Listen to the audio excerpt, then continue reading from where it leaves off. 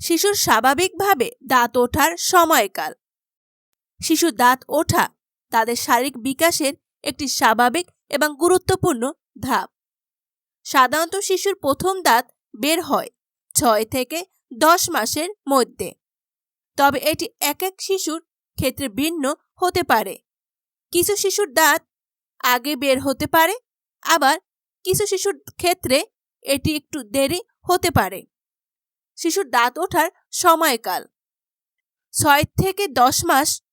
প্রথম সাধারণত নিচের সামনের দুটি দাঁত বের হয়। 9 থেকে 13 মাস উপরের সামনের দাঁত বের হতে শুরু করে। 13 থেকে 9 মাস প্রথম মোলার দাঁত বের হয়। 16 থেকে 22 মাস উপরের এবং নিচের ক্যানাইন দাঁত বের হয়। 25 থেকে 33 মাস দ্বিতীয় মোলার দাঁত সম্পূর্ণ বের হয়। দাঁত ওঠার লক্ষণসমূহ: মাড়িতে ফোলা ভাব ও লালচে হওয়া, অতিরিক্ত লালা ঝরা, শিশুর হাত, পা বা মুখের কিছু কামড়ানোর প্রবণতা, হালকা জ্বর বা অস্বস্তি। কিছু গুরুত্বপূর্ণ টিপস: শিশুর মাড়িতে পরিষ্কার কাপড় দিয়ে হালকা মালিশ করুন। প্লাস্টিক বা রাবারের টিথিং রিং দিতে পারেন যা শিশু কামড়াতে পারে।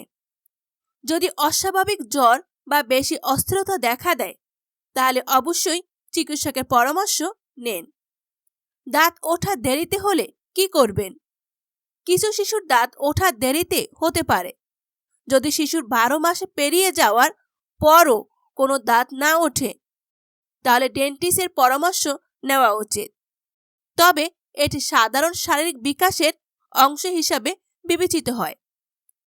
শিশু দাঁত ওঠার সময় তাদের প্রতি বিশেষ যত্নশীল হওয়া খুবই জরুরি।